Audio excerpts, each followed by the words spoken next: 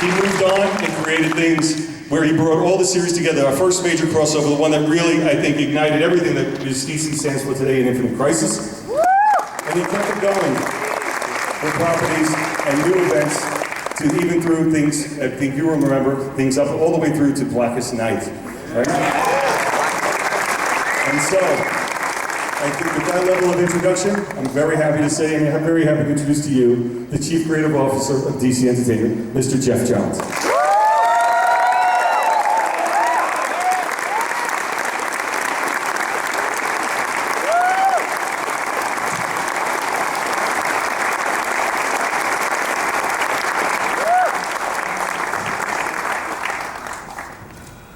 You know, I want to start right from the very beginning.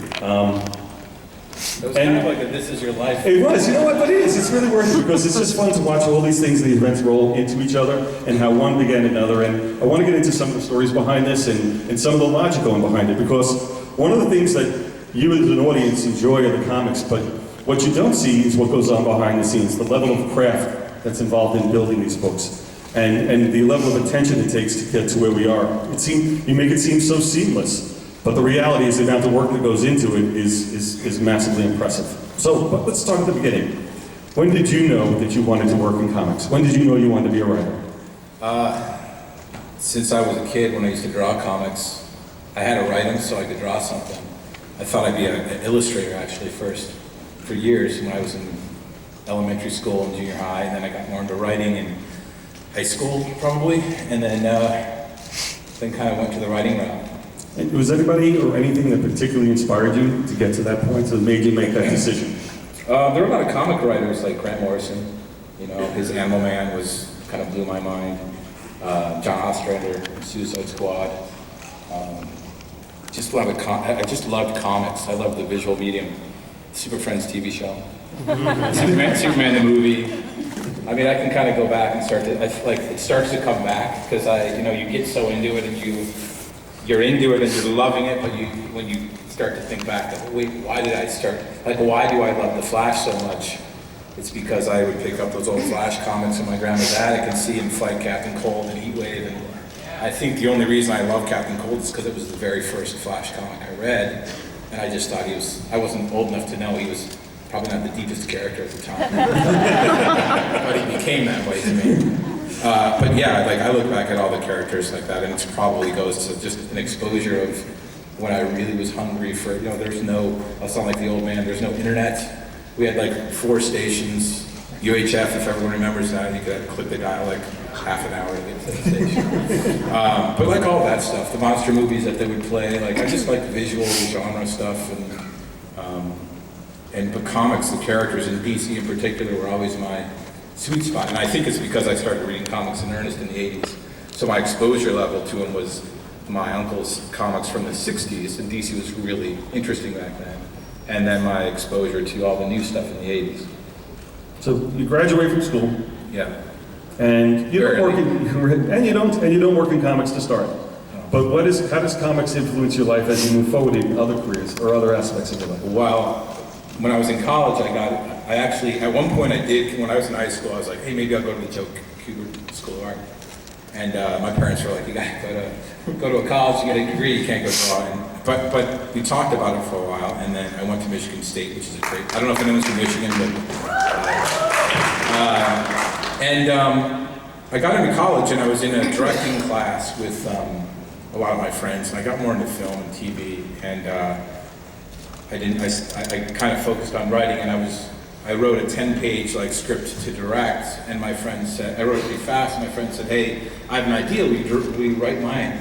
And I did, and I started to discover I actually liked writing a lot and collaborating with somebody. Collaboration to me I think it's for everyone who wants to be a writer, do not underestimate collaboration. Every book that you saw flash over there only is as good as my collaborators. So, Ivan Reese and Gary Frank and Jim Lee and everybody I've ever worked with. And I've worked with writers or artists that I really gel with, and it works. And I've worked with artists that we just haven't quite figured it out, and it doesn't.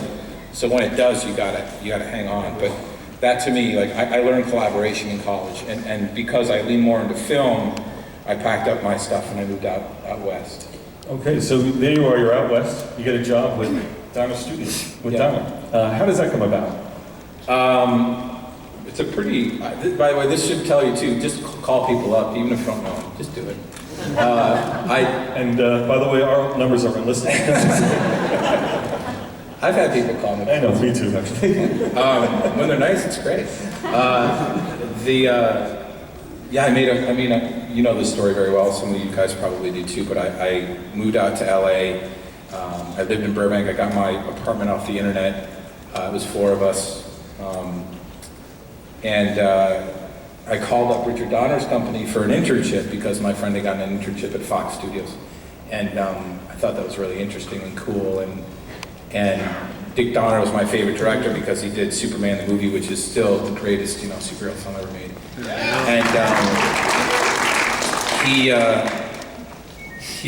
So I called his office and I just wanted to get an internship. And the guy who answered didn't want to talk to me, and they transferred me around to a couple of times, and then finally this voice goes, "Hello," and it's Dick on the phone. And I said, "Hey, I'm looking for an internship." And I heard him pull the phone away from himself, and he yelled, "Hey, someone get this kid an internship," and everyone picks the phone up. And I started the next day.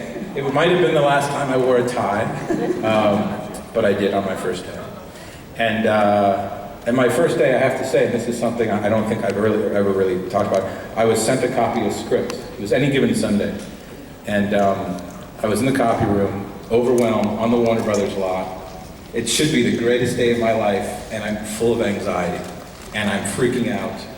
And they're like, "These scripts are gonna go all the actors, so make sure all the pages are there and count them and what's taking you so long." And I remember thinking for a split second, I made a mistake. And that was the last time I ever let myself think that. But for a second, you get overwhelmed with, you finally get to a place that you've always dreamed of, and it can get a little overwhelming. And then from there, I read this book Stan Lee wrote about when he started working, and he said, I would run everywhere, because then people would know I get stuff done. And I said, I want to be like Stan Lee. So I would run everywhere. They'd say, "Hey, Geoff, we need this," or "Jeff, we need that," and I just run and do it. And I'd come back and sweaty or whatever, but it'd be done. And so from there, Dick hired me as his assistant a couple months in, and I worked there for about 4.5 years while I started writing comics for DC. But he became my mentor for everything I do. Okay, so you said you started writing for Comics DC. How did you break in? What's your big entry point? We were shooting Conspiracy Theory, this movie with Mel Gibson and Julia Roberts, and in New York. And some DC people came to the set, and I gave them a tour. Eddie Berganza was one of them. I didn't know that. Yeah, Eddie Berganza was one of them. And they would ask me one question about the movie, and I'd ask them like 30 questions about 0 Hour or whatever. And they were like, "Geez, you really know comics." I was like, "I love comics." And I was like, and they were like, "Do you want to come to see the DC?" Yes, I do. I want to go see it. I was so excited, and I met Phil Jimenez the first day I went into DC. He's become a very good friend and collaborator, and a wonderful, wonderful guy. But I got the tour of the DC offices in New York, and they said, "Hey, if you ever have any idea," they said, "What's your plan?" I said, "I want to be a writer." They said, "Well, if you ever have any ideas, pitch us something." And it took me about 1.5 years until I pitched them something. And probably because I was working so much for Dick.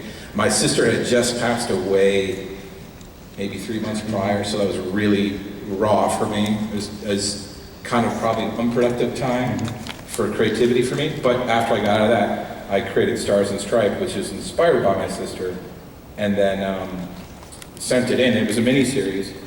And there was an editor named Chuck Kim, and he got Lee Moder on it, and I remember the day it got greenlit, we were shooting Lethal Weapon 4, and I was on a trailer in Malibu, and there was a fax machine in Dick's trailer that had that roll-up paper. I'm old. And it came out, and he's like, "I'm sending you a fax," and it came over, it was like so slow, and I'm like, "It's all boots." What is this? And it was Stargirl, and he said, "You just got greenlit for a series." And yeah, it was nuts. So that was the first thing I sold. That's great. And then you worked solo on that, but in the next projects, you seem to have collaborators. How did you start to work that into your repertoire? It was funny with JSA. I'd become friendly with James Robinson at some point. I was such a huge fan of Starman, and I met him a couple of times in Detroit when he came over. And when I moved to LA, I sold Stars and Stripe.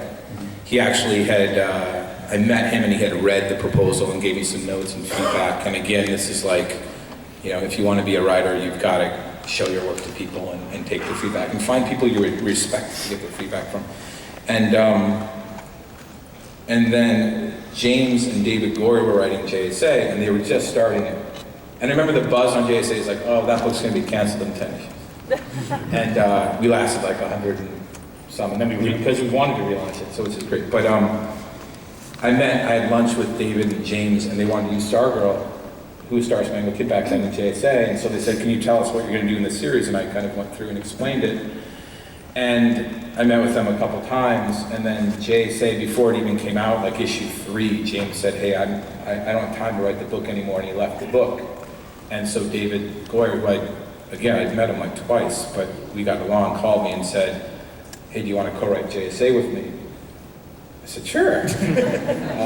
And that's where I started on JSA, because he knew I knew all this lore about the characters, and we wrote that for quite a while. Now, I'm going to go ahead for a second to come back. There's a point that you actually wrote a letter into DC, and you had a clear idea. I wrote many letters to DC. You wrote many letters, but one letter made it into print, and it had to deal with... Couple did, too. Couple, okay. Yeah. Tell me about the one with Superboy, though. Oh, there was Superboy was like my second. It was like Flash, and then Superman died, and Superboy became my second favorite character ever. And Francis Manapul, another amazing collaborator and a wonderful guy. But Superboy, they were doing a storyline about who his human donor was, and I wrote a letter going, oh, it's got to be Lex Luthor and Superman, because that would be really cool. And they published it, and they said, you're close, but no cigar. And then I read the story, and it was like Paul Wesley. Yeah. It was like this Cadmus director. So that was the first letter I ever got published. But it's something, well, the reason why I point to that is that it was clear that you had ideas for the characters even back then, even before you were writing there. And what I always loved about the JSA run, and we say this, is that what you don't realize, and it's a stealth thing that you've done, you completely reinvented the book. You reinvented almost every character along the way. Not just the ones that you knew, but created a whole new generation. How much of that did you have in your mind before you started, or how much of that was an evolving process as you worked on it? It's funny, I mean, again, some of this is me recollecting things, because I haven't went back this far in a while, but in college, I actually had one art class, and I drew an 8-page comic book that was the Atom forming the new JSA, and it was Starman and Jesse Quick and Hourman. I always loved Hourman. So I had an affinity for the characters already. I kind of liked who they were. It was James Robinson's Golden Age that made me look at them a bit differently.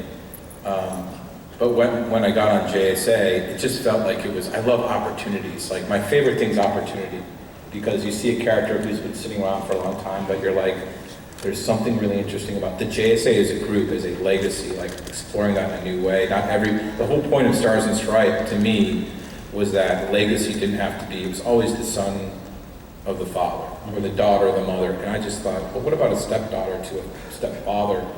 And JSA kind of grew out of that idea, is that how would you pass on a legacy, and what would that look like? And the characters would deal with a lot of different baggage. Some were supported by it, some weren't. And there were so many Golden Age characters to do that with.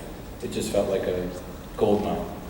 And this is a logic that you seem to bring to so much of your books. Now you come over to the Flash next. And how do you get the Flash job? The Flash job was funny. I was writing Stars and Stripes in JSA, and Joey Cavalieri called me and said, hey, I forget someone was supposed to take over after Mark Waid, who did an unbelievable job. It was my favorite run of comics of all time.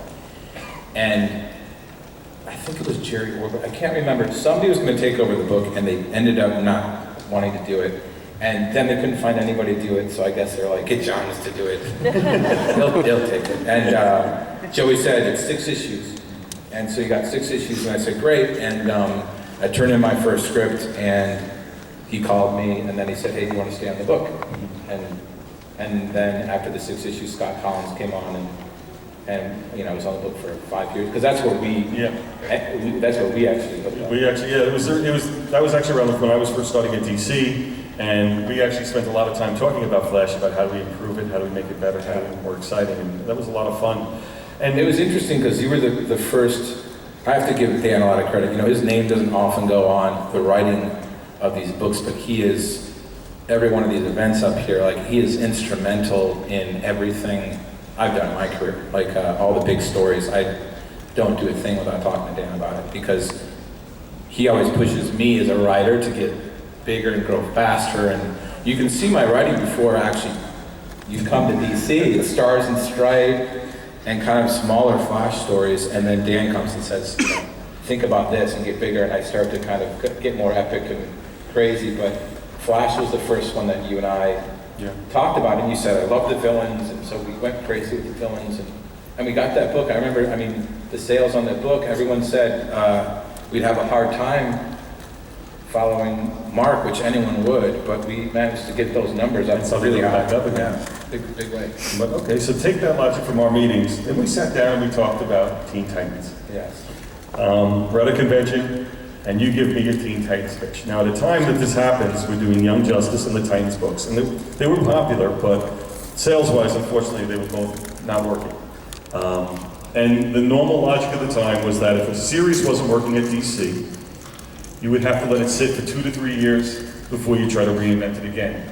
But Geoff had such a clear take on Teen Titans that we decided that we were going to cancel the books and bring them right back, which was against the common knowledge against the time. But you had such a thought about it, and I'd love to get into the process of how you built that particular conceit for Teen Titans and why you felt so strongly about it. Yeah, I mean, you know, one of the things as a writer I think you have to do is commit to a direction, and you have to kind of commit to a direction that not everybody's going to love, but you love and you believe in. And with Teen Titans, it had different versions, and when we sat down, I remember walking, you know, the first thing I did was pitch him the ending, which was Superboy finds out Lex Luthor is his human donor, because I just thought that was a great drama, and I've been wanting to do it for 10 years. And now I could, and which was cool. But what I did is I went back and looked at Titans. You know, when it was first introduced, it did pretty well, but it wasn't until Marv and George, who again are tremendous creators, and they created, you know, Cyborg and Starfire and Raven. It wasn't until Marv and George came in 1980 and reintroduced the concept of the Teen Titans, and they introduced characters that have stood the test of time, which is difficult to do, and things like the Titans Tower, the Big T. And I looked at what they had done, and the thing that was really smart what they had done, I thought, was it was a mix of old characters and new characters. And they had an island and they had a T. And I said, that's what I want. So I went very, very bare bones, and also the whole tagline was, this is what teenage superheroes do on the weekends. They go to Titans Tower, hang out, order pizza, fight crime. And so I built it around kind of the general conceit that I thought was the right elemental structure of what Teen Titans should be. And so I kind of made the new characters that George and Marv had created, the old guys, and I brought in all the new characters. New Robin, new Wonder Girl, new Kid Flash, who was Impulse at the time. And then I needed kind of, for me, I felt like Superboy was vital to the book, because otherwise the book was just going to be another version of Teen Titans, and by bringing Superboy onto it, making him the focal point, and I had a huge passion for the character. I just thought a character dealing with being a clone of Superman and having a chip on his shoulder since day one was a cool character, because he was never ever going to live up the potential in his mind of what Superman was. Even when if he became Superman, he never would. So it was a really interesting character for me. And by bringing Superboy into that mix, it changed the whole dynamic of the team. So it felt original and unique, and I had, again, a great artist with me, Mike McCone, who brought a real sense of, you know, emotion and power to it. Like, I don't know if you remember, you remember the first issue, it was very quiet. I didn't do narration, which I sometimes do a lot of. I let the story really breathe. I let it be about the characters, because I felt that everyone had to get to know these characters again for the first time.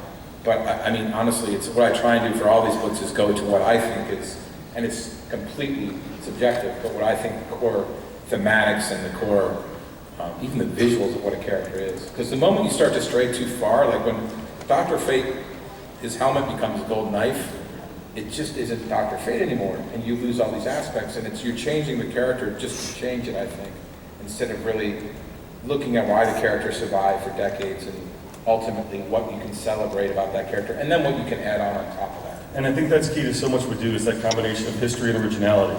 And this actually gets us to the next one. So in the history as it rolls out, Teen Titans not only is successful, but we go back for multiple printings on it, and it actually gives us the credibility and the impetus to go for the next level, which was the big one, the return of Hal Jordan. Right. And with Hal Jordan coming back, again, we have to put the framework together, because right now we take this all for granted about the success of Hal Jordan, and it seems like this is the way it should be. At that moment, there was no Green Lantern Corps. Hal Jordan was the Spectre with the mask. He was a ghost with the mask.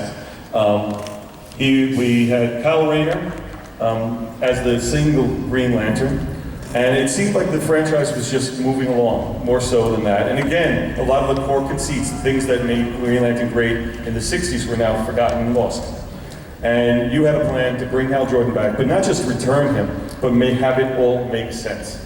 Roll out everything that was to become something brand new. And how do you choose what stays in the story? How do you choose what comes out of the story?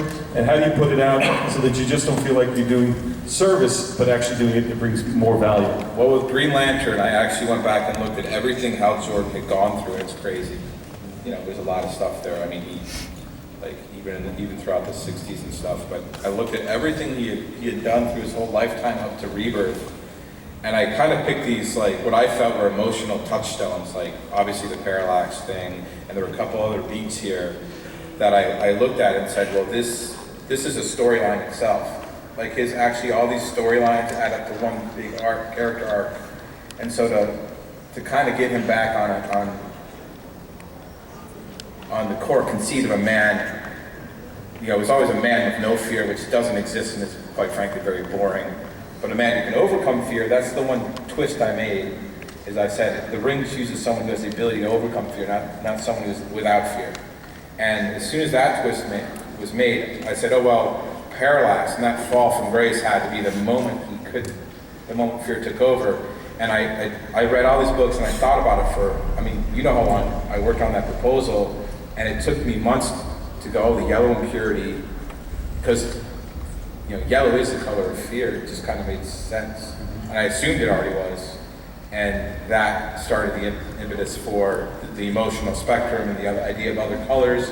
And all that's buried in, if you read Rebirth, Blackest Night's actually in Rebirth. Like you can see Black Hand set up for Blackest Night, because like the whole story just kind of went like that. And, but it took a while for it to kind of settle in. And I mean, your run on Green Lantern is prolific for the number of years you're on it. And you bring up Blackest Night. How much of that had you thought out in the beginning? How much did you know? How much of that cost was paid for the multiple color rings and all that to Blackest Night as you were crafting those early stages of Rebirth? I knew a lot of it. There was one night I was on the phone with Ethan Van Sciver, who's a mad genius. He did Rebirth. And we got talking.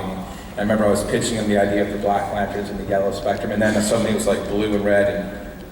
And then I went away and built out that story. And so I knew the story pretty much, you know, pretty much from I'd say, I probably figured it out around issue 10 of Green Lantern, where I had it all paced out. I started to build toward it, but you can see a real shift when and it's also with a collaborator. Ivan Reis comes on board, and everything, for me, clicked together. As soon as I had Ivan Reis on the book, it was like, oh, like I had a stable partner on it, creative partner, and he was on it with me through Blackest Night, right, into Brightest Day. So at this period of time right now, you're writing JSA, Teen Titans, Flash, Green Lantern. You do All-Star comics. Remember the All-Star? Oh yeah, with the miniseries with Power Girl. Yeah. You're co-writing Justice League of America with Alan Heinberg. Yeah. And then you decide to take on our biggest event to date, which is Infinite Crisis. How much can you do? We ask this question every day at work. Now I'm going to ask you right on the stage in front of all these people.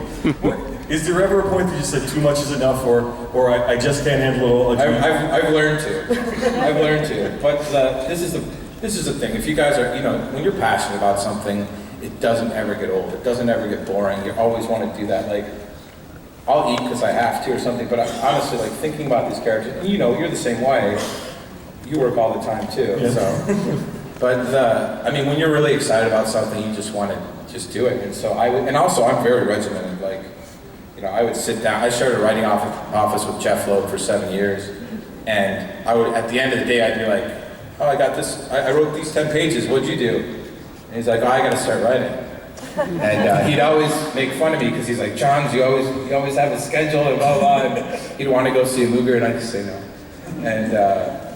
And so I just was very regimented about my schedule. Like I didn't have to go in anywhere, but I had a writing office. I went every day at 9, I'd leave at 8. I went in on the weekends. I mean, when 52 was going on, I had no idea how crazy that weekly would be. I'm sure we'll get to that. Yep. But that, like, my weekend suddenly disappeared. And Infinite Crisis really was the turning point when I started working a lot more because it required it. And these books, like, it's very different writing an issue of Infinite Crisis compared to writing an issue of Teen Titans, compared to writing an issue of Flash. It's just, the more characters and the more plot lines and the bigger scale it is, it just changes the density of the book. Even like Dark Side War takes me twice as long to write as a normal issue of Justice League because there's so many things happening and you write a really long script and then you're cutting all the way back and focusing it in on. So, but how I don't know, I do others. Jay Fabok, another up and coming, I just think he's here now, but he's unbelievable. New artist out in Windsor. But yeah, I don't know, I just do it. That's all I do. And you talk about collaboration. You talk about collaborating with your artists, which we understand how that is. You collaborated with other writers early on books. When you were collaborating on Infinite Crisis, you were really working with multiple people as they were building their stories to support the miniseries. Well, so I'll set the stage because you probably won't set some of the stuff. But, so Dan, it was really Dan's idea to be like, it's the anniversary of Crisis, let's do something crazy and big. And he got myself, I forget which convention it was, but he got myself, Greg Rucka, and Judd Winnick together, and we were on the ranch out in Burbank. And Dan flew out, and we were on this ranch, and he rented a room, and we spent 2 or 3 days mapping out 2 years worth of stories. Yeah, 2 years worth of stories. And the reason we could do that is because I was writing like 7,000 books and Judd was writing like 3 books. And Greg was writing about 3 books. Greg was writing about 3 or 4 books. So between all of us, and you always said that, you had like all the major characters were covered. So we were all working together and it was manageable because you didn't have to, force anybody. You never want to force people to write something because it's never going to be good for the most part. And B, it was a small enough group where you felt really invested in everything and everybody was helping each other. And we talked a lot about the bigger beats and the things like OMAC project that Greg really ran. And I think OMAC was your idea, like originally, because obviously it was, because you love OMAC so much. But it was the first time I actually understood OMAC and I was excited about OMAC. And that was a great, so that was like Infinite Crisis was, I think, the first time we actually really collaborated. I mean, I talked to you every single day. And you actually came and moved into New York for a period of time. Yeah, I moved to New York for 3 months just to make sure, and I would work on all the miniseries like Day of Vengeance and the Rand Thanagar War, which is always a temp title. We're like, it's the Rand Thanagar War, but we're gonna come up with a great title, and we never did. We ran out of time. Yeah, ran out of time. Like, it's listed. Like, it was like the day of, we're like, what did we come up with for the Rand Thanagar War? And we're like, it's the Rand Thanagar. It's the Rand Thanagar War. And no one said anything. And then we had, but we did, Amazon's Attacks, originally it was a totally different story. And you can kind of see some pieces of it in Infinite Crisis. It was more about the Amazons turning against mankind a little bit and retreating. And that was actually going to be one of the miniseries. There were 4, there were going to be 5. That was one of the miniseries that was supposed to be a part of Infinite Crisis, vastly different. I remember Supergirl was a big part of that. But at some point, we sat down and it just wasn't working for us. Yeah, no, actually it fell out because of Persian Gulf War. Right. There was too many echoes. It was pretty, but it was pretty intense. But that was a mass project, but moving to New York in winter. Yeah. That's dedication. That's dedication. But I would go in the office every day and, because it was, again, a lot of coordination. I mean, there's so much building in Infinite Crisis, and it was a tough book to write, but a really fun book, great challenge. Still, the best line I ever wrote is, you haven't inspired anyone since you were dead. I just think that's the best Batman line I've done. And still my favorite line from you is in Teen Titans where Robin admits he lies to Batman. Oh yeah. Robin's like, Starfire says, you guys gotta stay in the Titans Tower tonight. It's too dangerous, don't go after Deathstroke. And Robin's like, okay, you heard her, we're staying right here. And the older guys leave, and then Robin pulls out his knife and cuts into the glass. And And they go, Robin, what are you doing? Did you just lie to Starfire? And he just looks over his shoulder with a little grin and goes, I lied to Batman. And when Starfire comes back, the glass cut is a bat symbol. It's a big, like, what a jerk. I love Tim Drake. Tim Drake's a great character. And we go through Infinite Crisis, and you get to 52, and it's a different style of collaboration with 52. And honestly, we didn't know what we were getting ourselves into with that. And the problem was, as we found out, that... Well, 52, if you don't know, was a weekly comic book after Infinite Crisis that was written by myself, Greg Rucka, Grant Morrison, and Mark Waid. And what happened was that we got that book out. It follows up literally from Infinite Crisis, and it's a different work experience for you. And how do you approach the collaboration of 52 versus the collaboration on an individual title? Well, again, I love collaboration. I think it is the absolute best. That's why I don't write books. That and take too long. But I think collaboration for me is what really drives me. That's why I love working with you on all this stuff. I like talking to my artists all the time. I talk to Jay Fabok on Justice League all the time. And on 52, it was a chance to work with writers that I really respected and admired. Grant Morrison, Greg Rucka, and Mark Waid are three very different writers. Their styles are totally different. They're different than mine. And to be able to work with them, they were friends, and to be able to work with them and collaborate with them, I knew I would learn something. And my favorite thing to do is learn. You know, you learn from mistakes a lot. You learn from successes a little.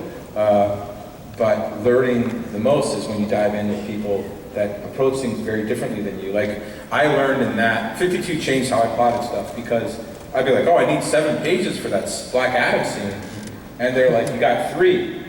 And I'd be like, okay. And I'd do it in 3 pages and it still worked. And I learned how to be very economical, and you would cut out kind of the extra stuff that couldn't really fit in. Taking that thought, how else have you evolved as a writer since once you first started to where you are now? That's probably for other people to say than me, but from my point of view, I'm much more interested in things that change and challenge the characters. I've always been interested in characters. Like Mr. Miracle, I love him because I love underdogs. I love when people say, you're going to go do... I remember Michael Cohen left Exiles at Marvel to do Teen Titans. And everyone like, you guys are going to go do Teen Titans? Okay. And they really... And then when I said I was going to do Booster Gold, they were like, why would you waste your time on Booster Gold? And people would say that, and it'd make me even more aggressive on that book. Like, I remember Aquaman when we did for New 52, they're like, you're doing Justice League, Green Lantern, and Aquaman? Like, what? Jeff, why are you doing that? Ivan, why are you wasting your time on that character? And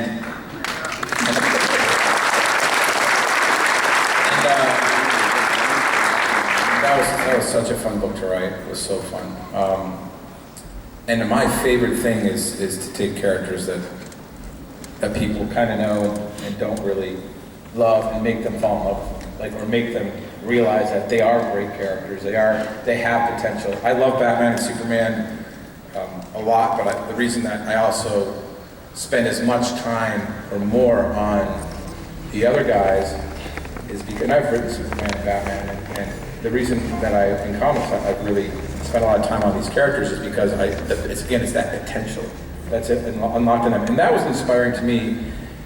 You know, Grant Morrison took Animal Man and made him one of my favorite characters. And Marv Wolfman created brand new characters and made them some of my favorite characters like Cyborg. And John Ostrander in Suicide Squad made me like Captain Boomerang. And trust me, before Suicide Squad, nobody liked Captain Boomerang. Nobody. And now he's a great character, you know, and he's going to be in the movie. It's so crazy to see that evolution. But the potential is always, it's potential in ourselves and these characters is always fun to tap into. Did you ever take on a character or a job and regret that you did it, or feel that it was a mistake, or feel that you just didn't grasp it the way you had hoped to?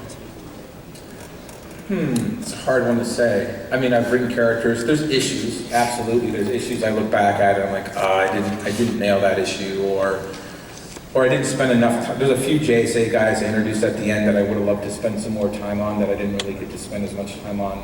Cyclone, I really liked her.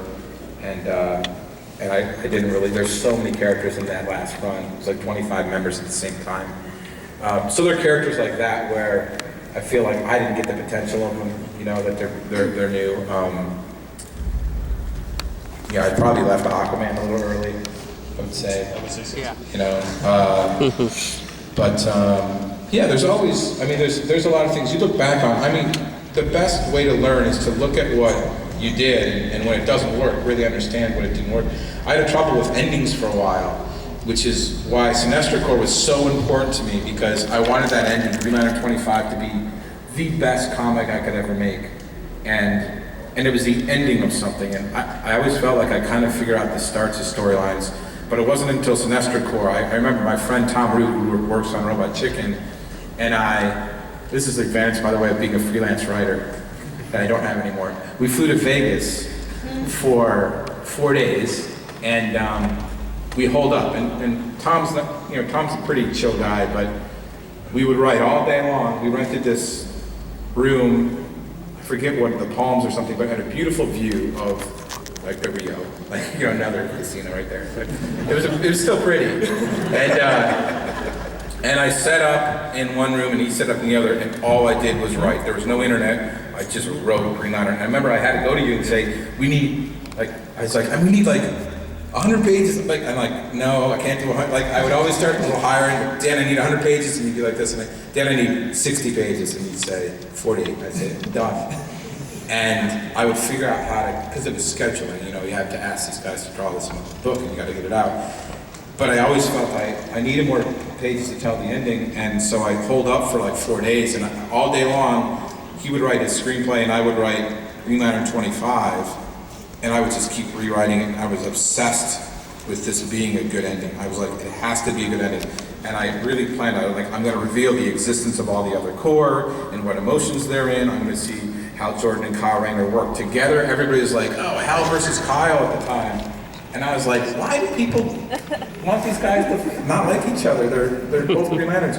So I really wanted to build up to those two fighting Sinestro together after Hal had returned the favor of saving him from Parallax with Kyle. And there were a lot of other emotional beats. Guy Gardner and John Stewart fighting the Anti-Monitor, and Living to Tell the Tale, and Superboy Prime was in there. And Cyber. There were so many payoffs to do emotionally, and then ultimately introduced the Black Lantern and set up Blackest Night. And then the biggest scene of all, which was the full arc of Hal Jordan, is when he goes to his family in Coast City and says, you need to pack up and leave right now.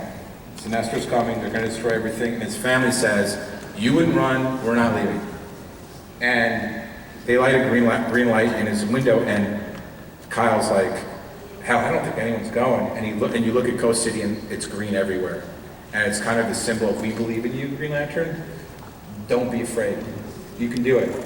And for me, that was, I forget what Kyle says, hell of a, I think he says hell of a family, Hal says hell of a town or something, and they fly up, and you know, ultimately they save the day. But the process of writing all of that, I would go out and just, for me, that was the first time I ever felt satisfied of an ending of a storyline I did. But it was because I looked back and saw things that I thought didn't work.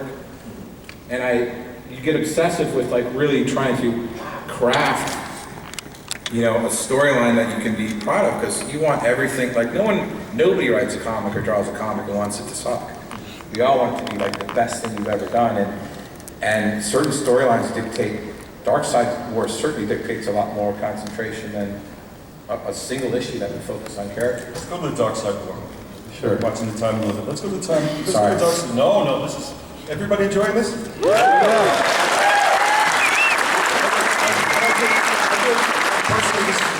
For me, when I was a fan sitting in the audience, this is what I enjoyed, hearing the stories behind the stories. It shows you what takes place and what goes on, and you see what's on the page, but I think you get a greater appreciation, and I appreciate this conversation too. Let's go to the Darkseid War right now, though, because you just talked about Sinestro War, you talked about Anti-Monitor and that. Here we are with the Darkseid War. Anti-Monitor is now such a big player in these things. How do you approach the two different stories? And more importantly, what do you have planned for the Darkseid War that we can give a little bit of hint to what's coming down the pipe? Well, the thematic for Justice League for me is I always wanted to make them human characters, because they're so big and mythic, and I really wanted to try and find the balance between human and God. And I played with those themes a little bit in the first storyline, but I wanted to build up to like a war of the gods. And my favorite ideas are kind of simple ideas that you're like, oh, why haven't they done that before? Like, why isn't there another Blue Lantern? Or, you know, why isn't Superboy a clone of Superman and Lex? Like, it just feels a very clean, interesting idea to explore. And I, before Justice League, I thought, well, what are the biggest villains in the DC universe that they can go up against? Darkseid, absolutely Darkseid. And then the Anti-Monitor was the other one. I'm like, oh, what if those two fly? Have they ever fought before? And they had like one short encounter in Crisis on Infinite Earths that Marvin George did, but it was like a page. And I really thought it would be interesting to do something different. It's like, what if two villains attacked at the same time? Like, they always kind of, oh, I just defeated this Despero, and now, oh, here's Star up next. Like, well, what if they overlap each other a little bit? And then they got into it, and the Justice League were like, well, what do we do? And that was just the kernel of the idea. I just thought it would be fun. I wanted to feel like a big, you know, summer epic blockbuster. And Jay and I, you know, when Jay and I got on the book, we wanted to turn Justice League itself into an event book, to make it feel as big as Forever Evil or Blackest Night or Infinite Crisis every month. And it's hard to do that for both of us. But it's so rewarding when it works. And Darkseid War #1 took me back to Infinite Crisis, and took me back to Blackest Night, and took me back to kind of Sinestro Corps and those bigger storylines, because there's so much going on, but the thematics are very clear. It's a very personal story. Darkseid's daughter is a very personal character for Diana. The fact that it's focused on Wonder Woman helps me anchor it, just like we anchored Blackest Night on you know, Hal and Barry and Mara, and anchored Sinestro Corps on, you know, Hal Jordan's journey really to overcoming his own insecurities and fears that he still had. And Darkseid War, for me, it started to come together when it was all about gods and men, and Diana kind of in the middle of that, because she is both. And you mentioned gods and men. Could you explain a little bit more what's coming down the pipeline? Oh, you want me to talk about October? Yeah, you can talk about October. Okay. Well, in October, we're going to do a series. So we've got 2 special issues in October, November for Justice League. I get to reunite with a longtime collaborator, Francis Manipool.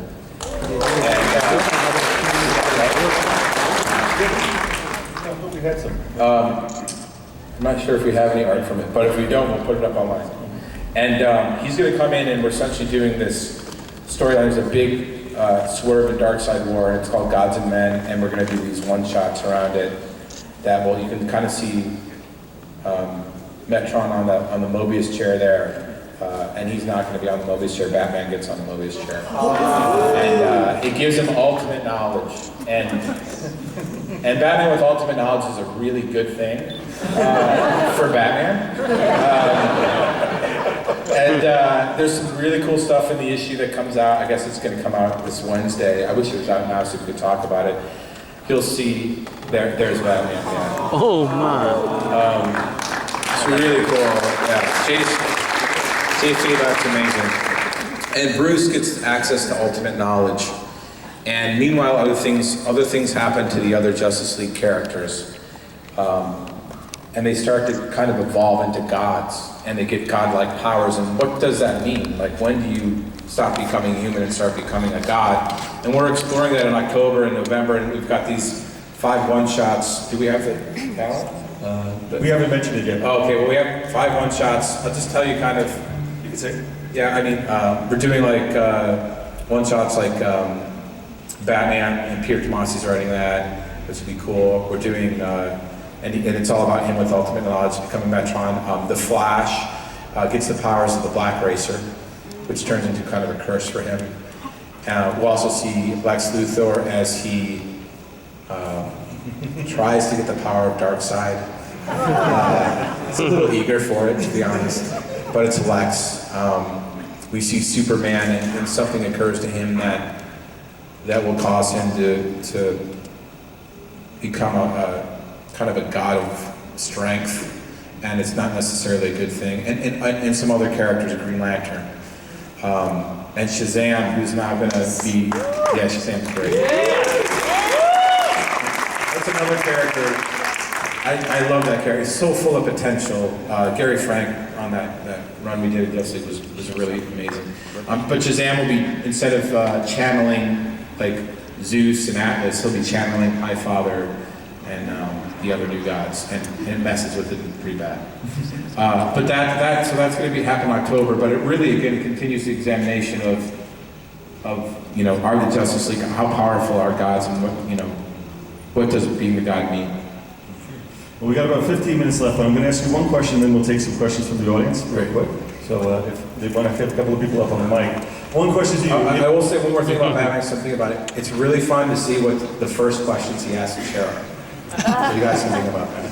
Okay, so I'm going to ask you one question. And if you had infinite time, infinite powers, or infinite, what would you want to be writing at one time? What do you want to do? How would you fill your slate? What's writing comics? Comics or anything? What's do you see yourself for the future? How do you see it unfolding? I really have to say I enjoy and I feel very lucky and grateful to be able to work with these characters at whatever it is. So, and I'm a DC guy, like, that's probably really bad for my contract renewals, but I'm a DC guy. Like, I've always been a DC guy. I've always, like, my comic collection, I have, I don't know, 70,000 comics, and 95% are DC. I just have always liked those characters more. I like the Hulk, he's cool. But that's only because DC doesn't really have a Hulk. Yeah. We should make a Hulk-like character.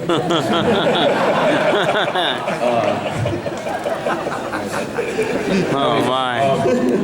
This is going on YouTube. This was my Hulk when I created Trostis. I'm like, oh, I can finally do a guy that's really angry and strong. And he's really angry. He's like super angry. But I don't know, Dan. I gotta say, like, I love, it's hard because I will, like, literally, you know me, I'll come to you and I'll be like, oh my God, I love Mr. Miracle. And like, the new gods are such a pleasure and a surprise to me because I never really got the characters or read a lot of the characters or was a huge fan of the characters or had a desire to write them. But as soon as when I wrote the first arc of Justice League, Darkseid was kind of a background player because it was more about the team.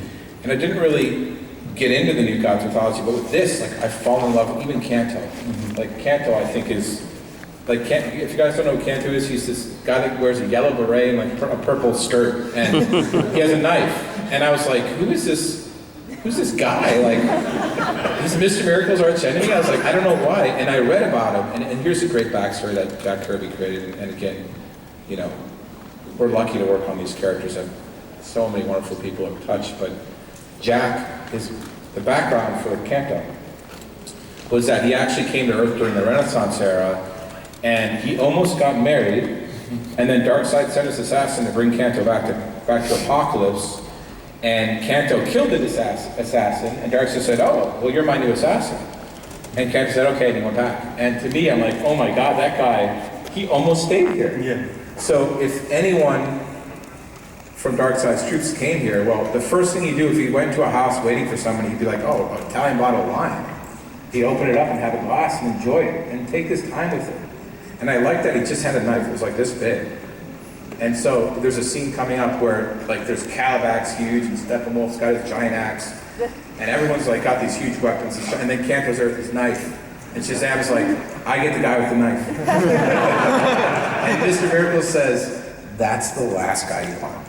And I just thought, like, Kanto, another character that I would never consider being interesting. But so as soon as I start writing Darkseid, where I'm like, wow, I want to write a New Gods book. As soon as I get into Wonder Woman, I'm like, I want to write a Wonder Woman book. Yeah. So it's tough because I love all these characters, and when you get going on anything, you get a passion for something, and you just want to, like, now I want to, like, I wrote a scene with Calabac, and I love Calabac. I mean, I'll spoil it. It doesn't really matter. It's not like a huge reveal, but I just love. This is a lot for him to say something that's not a huge reveal, by the way. No, it's just like when they go to Calabac, they say, "Hey, your father wants you to come," and he's like, "Go away, I'm busy." And Steppenwolf's like, "Look, we're going to Earth," and he's like, "Oh." He's like, "Okay," and he's like, "Look, you need to learn battle strategy. Like last time you killed some of our soldiers because they were in your way." And he said, "Well, that's on them." And then he says, like, look, you need to fall in line. And he goes, we're doing this, and they all say at the end, for Darkseid. Everyone says that. Every single issue is everyone that serves Darkseid says for Darkseid, except for Calvac, who's Darkseid's son. And Steppenwolf says for Darkseid, and Calvac kind of looks away and goes, for Calvac. And that to me, like suddenly I'm like, oh, Calvac's just, he's gonna be really fun to watch get beat up by this. But it's, every one of these characters, when you start to spend time on them, and sometimes it's on the page you're on, you just fall in love with that character, and whether they were created a year ago, or you're creating them then, or, you know, Sinestro, sometimes you're like, why am I getting gravitated, like, am I evil? Because I'm gravitating towards all the villains. And you fall in love with the guys, and then you just suddenly, you wanna, like, villains, I love writing villains. You know, I could talk about villains for 2 hours. We could talk about that for 2 hours, but we can't. We do it anyway. We do, yeah, we do. But like, I have to say, like, just to give credit to, and thanks to Dan, I do have to say, like, you know, you become, like, you're obviously one of my best friends, but more importantly, if I look back on my career at DC Comics, there's not a single big story that you and I didn't collaborate on, and I'm really proud of that collaboration. You know, I really appreciate the trajectory of my career in comics, and I owe a lot of that to you and the artists I work with. But you guys don't understand how hard and how brilliant Dan works behind the scenes. And this is your show, this one. I know, but I have to say.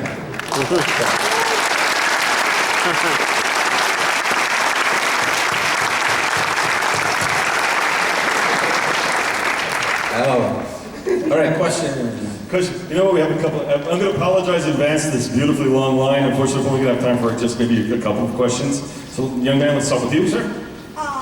By the way, big fan of your work, everything, and just thanks, man. Wicked awesome. Thanks, dude. I like that. I want that tattooed on my... So, I'm also a big Morrison fan. Yes. Multiversity and just everything, and I know you have experience with the multiverse. Now I know what you looked like when you were younger.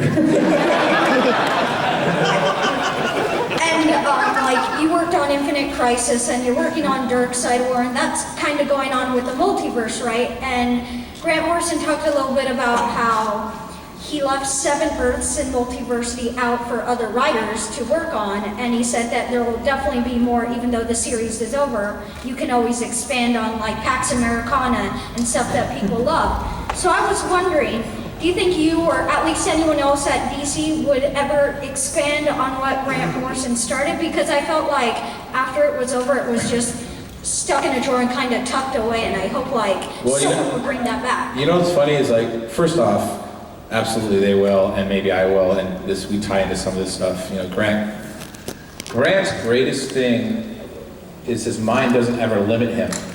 You know, where I think a lot of us need rules for things, or what his mind just opens up and he creates, and it goes and goes and goes, and it's a theme in his work, and it's really inspiring. But yeah, you'll always see an expansion of that stuff. I believe that, you know, Grant takes those characters and those ideas, and again, he was one of the writers that inspired me. One of the I love a lot of writers, but there are only a handful to me that I obsess over, and Grant Morrison is one of those guys. And a lot of other people too, so I'm sure you'll see more of it. But also, things are never in a drawer. Like Dan says, like, it's the old way, back in our early days, when you weren't born actually, which is super depressing to me. Yet wonderful, because that's the way life goes. Back in the old days, before you were born, before we were driving cars, they would have said to Dan, and they did, they said, Dan, you can't relaunch Teen Titans right away, you got to put it in the drawer. And Dan would be like, no, and we're doing it right away. And you'd be like, all right, we're doing it right away. And he would fight for all that, because, you know, he had to have a lot of, he had to kind of break walls down, that, you know, break a lot of walls down for us. And for that, like, he paved the way so we could do that kind of stuff, but I don't know, yeah, the question's yes. All right. By the way, go with Earth 36. Look it up if you have the guidebook. Earth 36 is awesome. Oh, wait, come on up here for a second. Yeah, we'll give him a book. Right. Jeff's got a new book coming out, which is coming out next month. We want to give it a collection of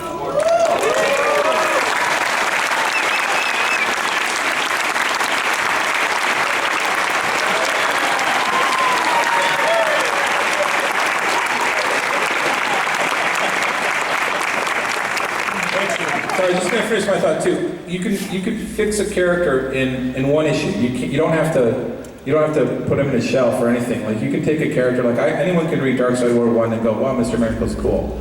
You know, and Gary and I learned that when we did Action Comics and brought the Legion back. We thought in one issue it really worked. And so, you know, things are they're never gone for long at DC. Excellent.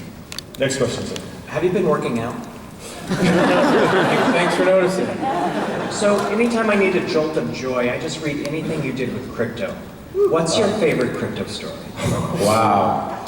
All of them. I know my favorite crypto zine. What's that? From Oh, Infinite yeah. Crisis. No, that's my favorite crypto scene is, when Superboy and Superboy Prime are fighting. I love dogs like nobody's business. And when they're fighting and Superboy Prime kicks Crypto, and Superboy says, what do you say? He said, like, you kicked my dog, you mother. We got in so much trouble for that. This is how much trouble we got for that. It was published, and Dan was out in LA and had to fly back to New York to explain what we did, or what he allowed to happen. But you loved it. I loved it. I thought it was so important. More importantly, Yeah. we had in the second printing we had to take it out. But it's season full publisher. As soon as I get it out,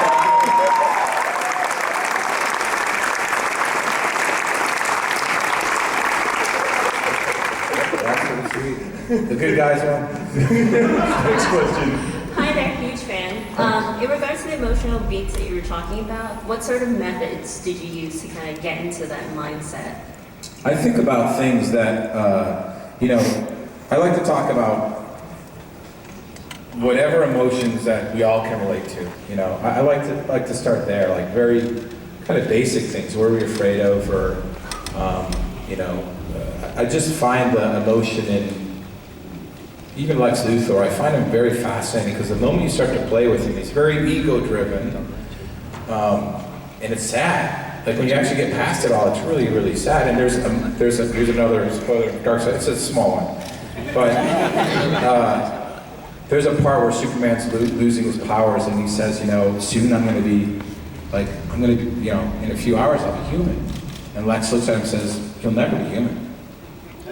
And it's just, and you can see he says it just to hurt him. And it's probably the most dickish thing he's ever said. But I like to see like the emotion of it all, like because that, to me, Superman desperately wants to be a human being, desperately wants to fit in. I don't think he'd ever give up his powers because then he couldn't help people. And he'd never ever sacrifice it, but he would love to be human. And I think Luthor knows that. And so just playing up that little stuff that to me goes a long way. But it's always thematically whatever experience I have. I use a lot of loss and grief in my behind my work and overcoming that. Like Flash is Rebirth certainly about that. We did that on the show too. But Can I also get a picture with you? sure, after this. Hey, and I'm sorry, I think we just got to cut off and we got it. So I'm going to have to thank everybody, but especially I want to thank you, Geoff.